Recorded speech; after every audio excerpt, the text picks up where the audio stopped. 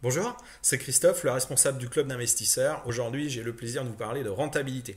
On va prendre des chiffres concrets, les chiffres des membres. Je les remercie de nous avoir communiqué des chiffres. Je vais vous donner aussi quelques chiffres sur mes investissements personnels.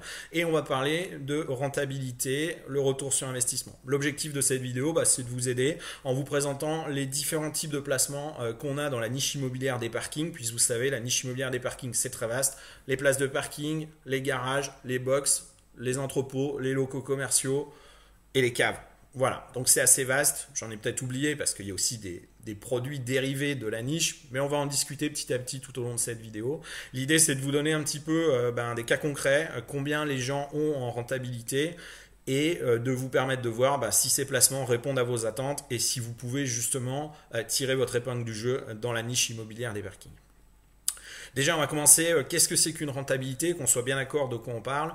Aujourd'hui, il y a différents types de rentabilité. Il n'y en a pas 36, il y en a 3. Il y a la rentabilité brute. Donc la rentabilité brute, c'est la rentabilité que vous avez. C'est vos revenus locatifs et on déduit aucune charge. C'est vraiment votre rentrée d'argent. C'est l'entrée d'argent.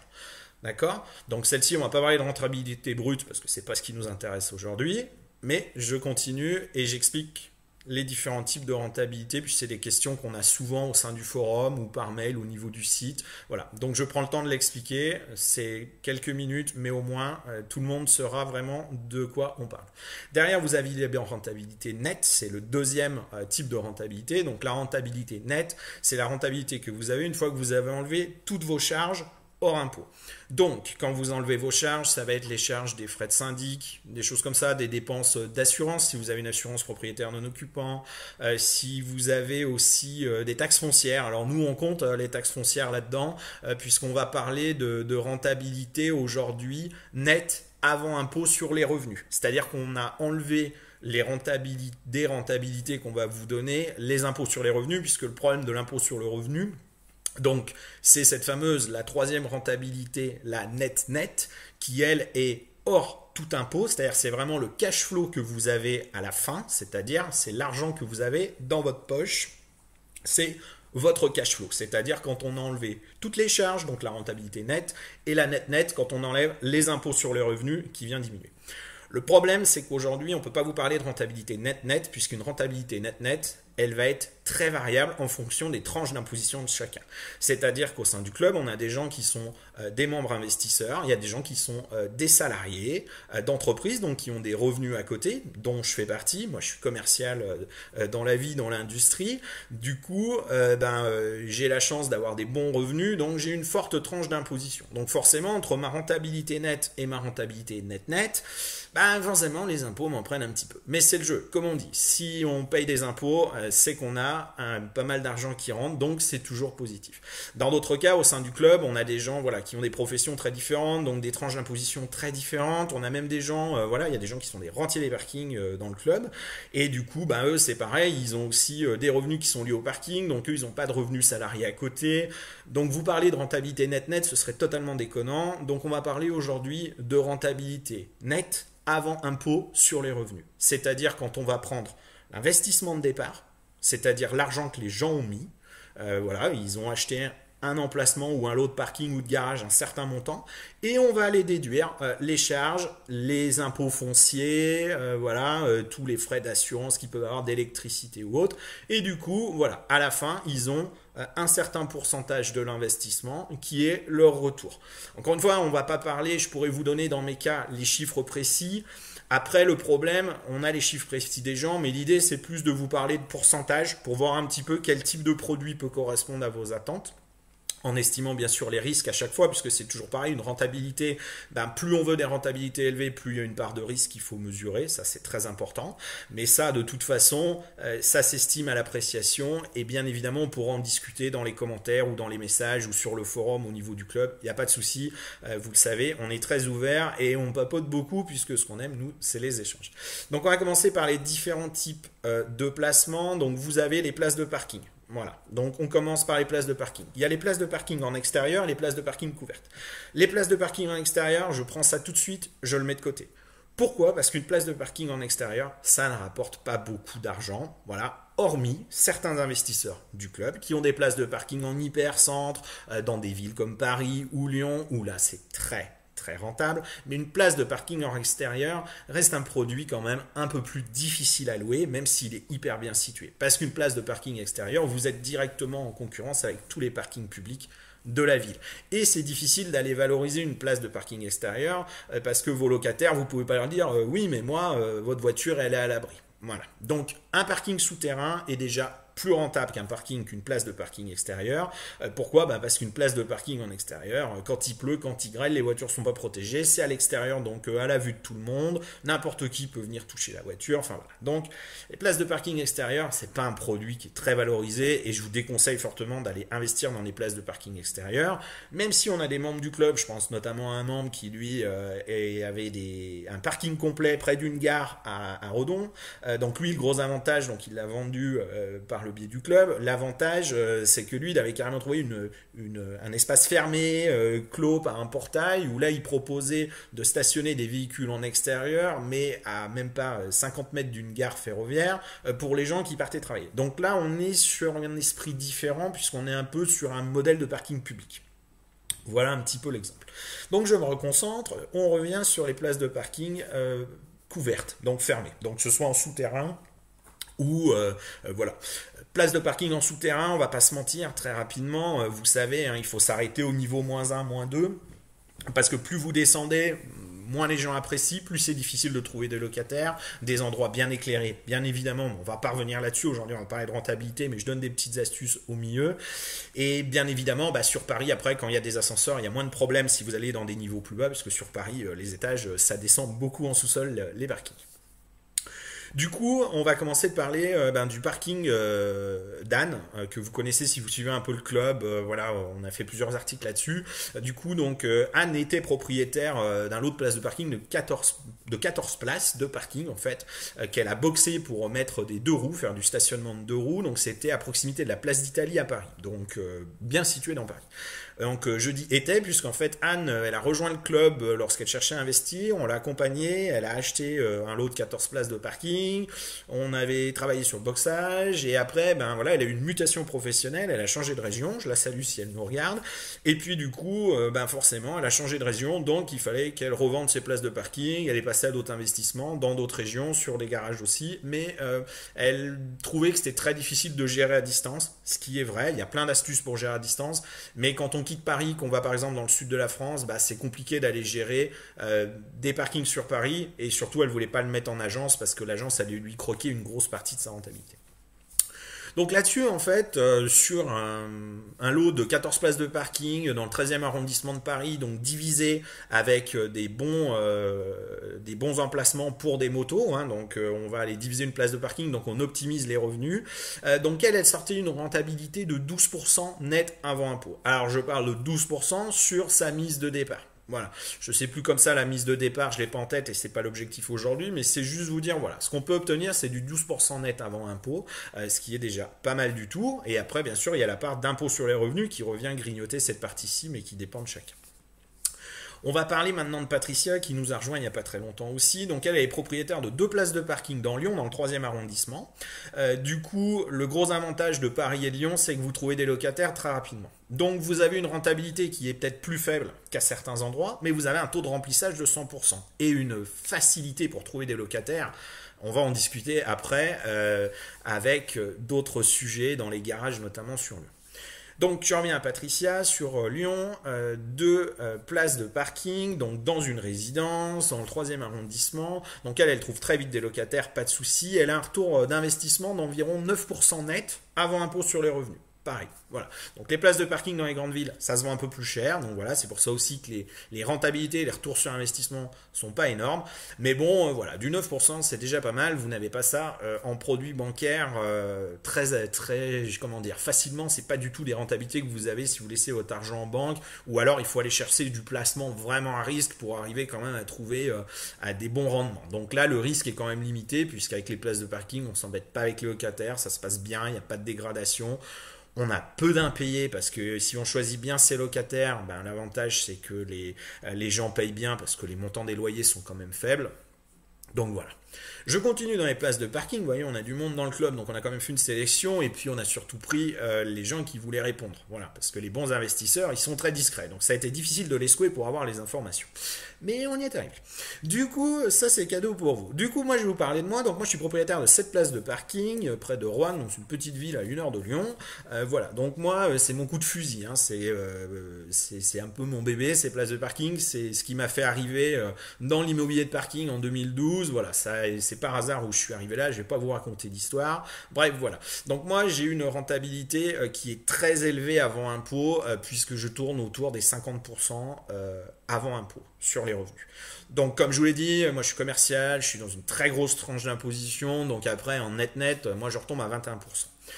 Mais c'est pas mal. Donc aujourd'hui, j'ai pas un taux de remplissage qui est de 100%, parce que je suis dans une petite ville. Je suis plus autour de, allez, 70-80% de taux de remplissage, voilà. Mais c'est déjà pas mal et ça se passe bien. Donc c'est des places que je loue pas cher du tout.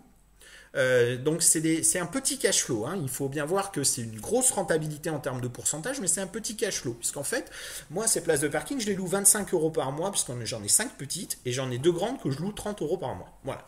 Charge comprise. Voilà, 25 euros et 30 euros. Donc je suis parmi les moins chers du marché parce que mon objectif est d'avoir un fort taux de remplissage, parce que c'est plus on a un taux de remplissage, voilà, ça c'est une stratégie, plus on a du cash flow, et moi c'est ce que je recherche, c'est que ça me génère des revenus.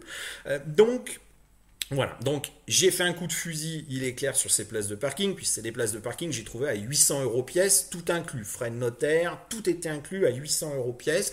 Donc forcément, le retour sur investissement, les loyers sont plus petits, je n'ai investi que 800 euros par place moi-même, mais forcément j'ai un retour investissement qui est génial. Et c'est vrai que c'est des biens qui sont difficiles à trouver, mais quand on arrive à les trouver, il y a plein de petites astuces pour les trouver, notamment on a lancé un peu des lignes sur le forum, que chacun nous donne ses astuces pour les trouver. Moi j'ai eu vraiment de la chance d'arriver par hasard là-dessus, et du coup c'est le placement le plus rentable en termes de pourcentage. C'est pas le plus rentable en termes de revenus, parce que c'est des revenus faibles, parce que j'ai investi peu d'argent dedans, mais par rapport à l'argent que j'ai investi, donc mon retour sur l'investissement, il est exceptionnel. Je peux rien dire de plus, il est exceptionnel. Quand j'arrive à du 21 net après ma tranche d'imposition, c'est parfait, c'est parfait. Maintenant, on va arrêter de parler des places de parking couvertes, on va rentrer dans les garages. Donc les garages, je prends un peu mes notes parce que j'ai des notes, hein, je ne vous dis pas ça de tête parce que je ne connais pas toutes les rentabilités de tout le monde. Donc dans le garage, on va parler de Josette. Josette, elle est propriétaire d'un lot de 10 garages à Pontoise dans le 95. Donc là, on est sur une rentabilité locative de 5% net avant impôt sur les revenus. Alors, c'est pas énorme, vous allez me dire, sur Pontoise. Par contre, attention, on est sur une résidence de très grand standing avec des charges qui sont énormes. Les charges sont énormes parce qu'il y a un gardien, c'est une grosse résidence de luxe. Sa clientèle de locataires, c'est des beaux véhicules qui sont là-bas, on va pas se mentir. Du coup, forcément, le retour sur investissement, il est de 5% net avant impôt. C'est pas exceptionnel, mais c'est des garages qui indirectement lui ont coûté cher, puisque à la valeur du garage, ça vaut de l'argent. Réellement, Josette est un peu au-dessus.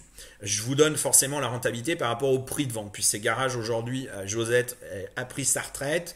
Du coup, elle n'a pas gardé ses revenus. Voilà, puisque je sais plus quel âge elle a, puis je vais pas le dire parce que c'est une dame, ça se fait pas. Mais en gros, voilà, elle a eu de l'opportunité. Elle a pu vendre ses garages. Elle les a coupés en deux. 5 sont partis en un lot, 5 sont partis dans un autre lot. Et du coup, elle a pris le cash et puis voilà, elle profite de sa retraite. Mais du coup, elle avait une meilleure rentabilité puisque elle, de toute façon, elle ne les avait pas payé le prix qu'elle les a vendus. Mais les gens qui les ont vendus, voilà, ils ont du 5% net avant impôt. Voilà. Donc aujourd'hui, c'est la situation parce qu'il y a aussi l'immobilier qui fluctue en fonction des différentes périodes où vous investissez. Les prix de vente varient. Voilà, c'est toujours pareil. Même si les prix des locations sont assez stables et toujours en progression, puis ça c'est quelque chose qu'on suit de très près, on a pas mal de suivi au sein du club aussi, il y a des petites courbes qui sont tracées mais dans la partie membre, et du coup voilà, les loyers progressent quand même globalement.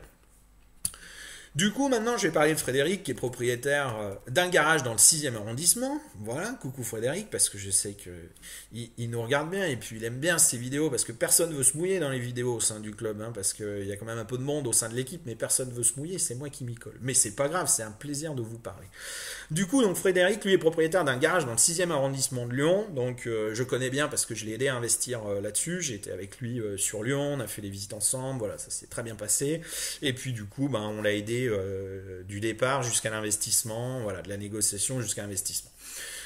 Du coup, donc lui, il a le luxe, hein, comme il dit, il a le luxe de pouvoir choisir son locataire parmi 3 candidats, c'est-à-dire qu'il a peu de vacances locatives et dès qu'en fait un locataire s'en va, bon bah il n'y a pas de problème, le 6e arrondissement de Lyon, ça se passe bien, il y a beaucoup de bureaux, c'est du gros standing, donc les gens cherchent à mettre des belles voitures aussi. Du coup, la résidence est sécurisée, c'est parfait, c'est un garage totalement fermé, il est même fermé derrière 2 portails, il y a un portail en fait pour rentrer dans la résidence attenant à la rue et derrière vous avez vraiment les garages en box fermé. Donc c'est super sécurisé et c'est très bien. Donc là-dessus, lui, il a le luxe. Voilà, chaque fois qu'un locataire est parti, c'est ce qu'il dit. J'ai 3 candidats, donc je choisis parmi 3 candidats. Donc c'est le luxe qu'offrent les grandes villes comme Lyon, Paris, Marseille. Voilà. Du coup, il obtient une rentabilité de 6% net avant impôt sur les revenus. Avant impôt sur les revenus, je précise. Donc, sachant que les charges sont parfois élevées dans les résidences situées au cœur des grandes villes. C'est-à-dire qu'il a quand même des charges élevées et donc il essaye de travailler un petit peu lors des réunions de copropriété pour essayer de chasser un petit peu où c'est qu'il pourrait gagner un petit peu et diminuer les charges des parkings. Voilà, un petit peu sa stratégie pour en dévoiler un petit peu en vidéo. Du coup, derrière, on va parler aussi d'Emmanuel, que je salue. Donc lui, il est parti au Maroc, voilà, et du coup, il avait investi dans un lot de 3 garages au centre-ville de Mulhouse. Et lui, il a une rentabilité nette prévisionnelle de 7,3% avant impôt sur les revenus. Donc pourquoi je vous dis net prévisionnel? Parce qu'en fait, Emmanuel, c'est tout récent. On n'a pas eu le temps de faire les articles, comme toujours, ça traîne, ça traîne. Donc voilà, j'ai pas eu le temps de vous faire tous les articles pour vous expliquer son investissement, mais on a ça de près dans les tuyaux chez nous. Il va falloir que ça sorte petit à petit. Du coup, Emmanuel, donc lui, il avait un projet, il voulait investir, avoir un peu de cash flow qui rentrait, et puis lui, il est parti pour son travail, et il s'est expatrié au Maroc, donc il a un statut d'expatrié, et du coup, bah, il voulait avoir un bien immobilier qui l'embêtait pas et qui pouvait gérer à distance. Donc les garages étaient le bien idéal. Donc sa rentabilité est encore prévisionnelle. Mais voilà, au vu de toute façon là, de son taux de remplissage qui est de 100% et puis des revenus des dernières discussions que j'ai eues avec lui, de toute façon il va être dans ces clous-là, quoi, hein, sans tenir compte bien sûr des impôts sur les revenus. Donc lui, l'avantage qu'il a, c'est qu'avec le statut expatrié que je connais, puisque moi je l'ai eu il y a plusieurs années, l'avantage d'un statut expatrié, c'est que vous payez très peu d'impôts. Donc du coup, c'est pas mal parce qu'entre le net et le net, ben, la marge est petite. Du coup, je vais passer au membre suivant, qui est André. Donc lui est propriétaire d'un lot de 23 garages sur Auxerre. Donc lui, il a 8% de rentabilité nette avant impôt sur les revenus. Voilà, il m'a pas donné plus de blabla, mais il m'a donné un chiffre, c'est déjà très gentil et je le remercie pour ça. Donc voilà, après bah, je vais vous parler d'un garage, moi, que j'ai en bail amphithéotique. Donc le bail amphithéotique, en fait, je vais pas rentrer dans les détails de ça, mais vous regarderez sur notre site, vous tapez bail amphithéotique ou Modiation, on va vous expliquer ce que c'est, ce sera plus simple. Donc moi je suis propriétaire d'un garage et il y a aussi Thierry, que je salue, qui est aussi propriétaire d'un garage pas très loin du mien. On s'est rencontrés d'ailleurs chacun respectivement après cet achat de garage, et puis Thierry depuis fait partie même des membres de l'équipe du club, donc j'en profite pour le saluer, puis c'est un membre très actif.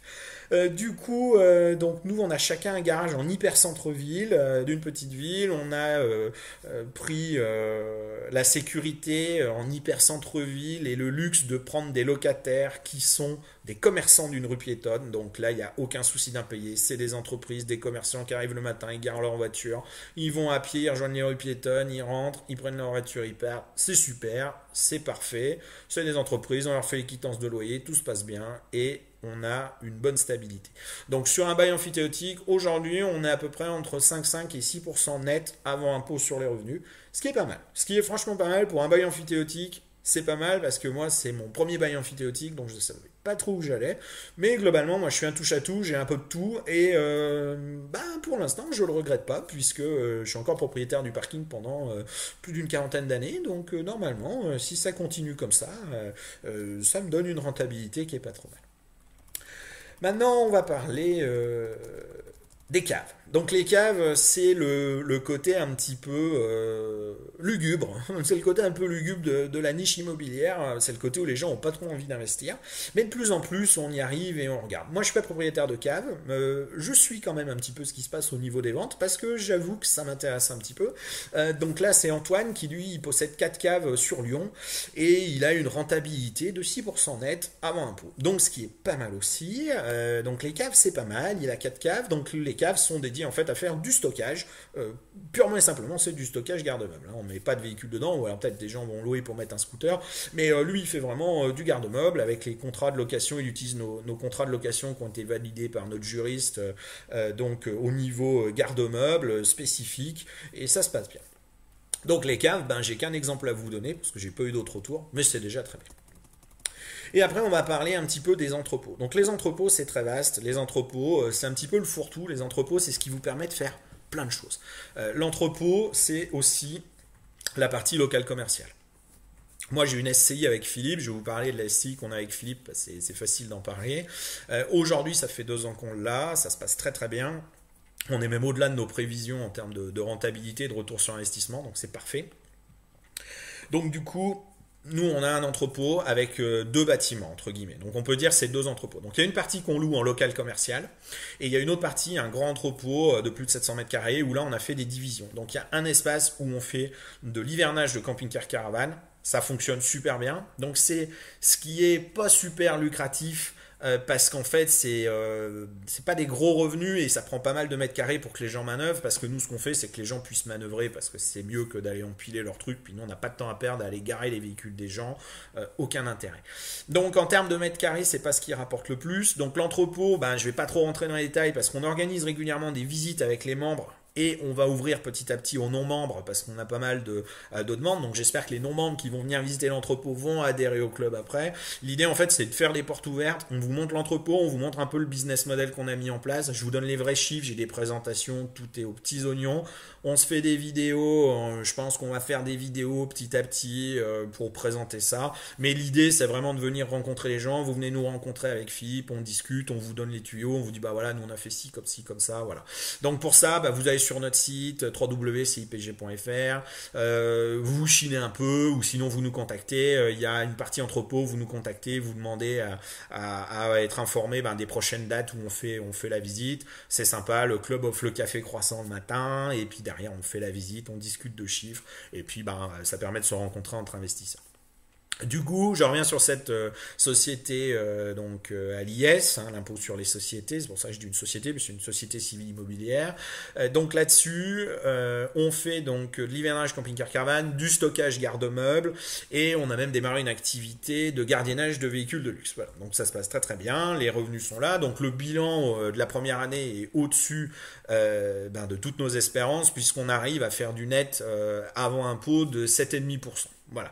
Et surtout, on a un faible taux de remplissage parce qu'on n'est pas plein à craquer. On est un petit peu à la campagne, parce que c'est un choix stratégique qu'on a fait que j'expliquerai aux gens qui viendront nous voir. Et du coup, on a pris le risque de justement avoir un faible taux de remplissage, mais voilà, on a fait un investissement pas trop cher. Donc du coup, on s'en sort plutôt bien, puisqu'en fait, on est avec un faible taux de remplissage et notre part entre le brut et le net est très faible, puisqu'on a très peu de charges. Alors l'avantage des entrepôts, c'est que c'est un investissement qui est plus élevé, donc ça c'est plutôt l'inconvénient, mais l'avantage c'est que vous avez des charges qui sont minimes parce que vous maîtrisez tout. Il n'y a pas de syndic, il n'y a pas, votre assurance, vous négociez votre assurance en direct, votre électricité, vous gérez votre électricité, vos taux, tout ce que vous voulez, vous le gérez. Voilà. Donc la part entre le brut et le net est un petit peu réduite et c'est le gros avantage. Et du coup aujourd'hui c'est qu'on est même sur un produit qui a été autofinancé au bout d'1 an et demi d'investissement, ce qui est exceptionnel. Donc ça nous paye le crédit, l'assurance, l'électricité, tout, donc c'est génial. Et du coup dans 5 ans normalement si on continue comme ça et qu'on monte le taux de remplissage, on va exploser notre rentabilité puisque dans 5 ans déjà les 1200 € de crédit par mois qu'on paye avec Philippe vont être pris en charge. Donc en gros, on va déjà avoir rien que comme ça, sans rien faire, au moins tout le remboursement de crédit et qui va tomber en trésorerie directe dans la SCI. Donc soit on fera un autre investissement, ou sinon on rémunérera les gérants de la SCI parce qu'on a bien mérité quand même de prendre un peu de revenus. Donc du coup voilà, donc en gros aujourd'hui on a un crédit, vous voyez, sur entrepôt qui est de 14 400 euros par an. Voilà, c'est un plus gros investissement, mais bon voilà, ça se passe pas trop mal. Il y a des investissements beaucoup plus gros, mais après on a limité les risques aussi, hein, parce que c'est vraiment notre premier projet d'entrepôt, et on s'est beaucoup concentré pour que ça se passe bien, pour le rendre totalement autonome. Tout est automatisé, c'est-à-dire que nous on se déplace même pas, on n'a rien à faire. Donc là il y a plein de petites astuces que je pourrais vous expliquer. Donc voilà, donc du coup on arrive à 7,5 en rentabilité nette. Voilà, donc on a fait un petit tour dans cette vidéo, un petit tour un petit peu de les différents types de placements dans la niche. J'en ai oublié, j'ai pas tout dit, voilà, mais au moins j'ai parlé des retours sur investissement où les membres du club ont eu vraiment la gentillesse de me partager des chiffres. Et je les remercie pour ça parce que c'est super sympa et ça permet de vous donner un peu de visibilité sur cette niche immobilière. En tout cas, je serais ravi d'en discuter avec vous. Si c'est pas moi qui vous réponds, c'est un autre membre de l'équipe. Un petit message sur le site. Si vous êtes membre, ça se passe sur le forum. Sinon, vous vous envoyez un petit message. Je vous cache pas qu'on est saturé de mails en ce moment, donc on prend beaucoup de temps à répondre. On essaye de répondre à tout le monde. Voilà. Après, si vous voulez avoir bien évidemment des réponses plus rapides, des choses comme ça, faut rejoindre le club. On a mis une petite cotisation. C'est 4 € par mois si vous prenez un abonnement ou 5 € par mois la cotisation d'entrée. Et bien évidemment, on donne priorité aux membres du club dans les questions-réponses. On a des gens des fois qui nous envoient des mails, qui s'énervent parce qu'ils n'ont pas eu de réponse. Mais c'est pas la bonne méthode. Vous êtes motivé par l'immobilier de parking, vous payez la cotisation, vous rentrez dans le club, vous intégrez le forum et toutes les formations, tout ce qu'on a mis en ligne. Et du coup, ça se passera bien mieux au lieu d'être désagréable par mail. Et puis de toute façon, plus vous serez désagréable, moins on vous répondra. Donc voilà. Écoutez, en tout cas, j'étais ravi de vous présenter tous ces chiffres. J'espère que ça vous aidera dans vos projets d'investissement. Et je reste à disposition, soit moi, soit l'équipe du club, pour en discuter. Laissez vos commentaires, lâchez-vous, envoyez-nous des messages, contactez-nous, on est là pour ça. À très bientôt, au revoir.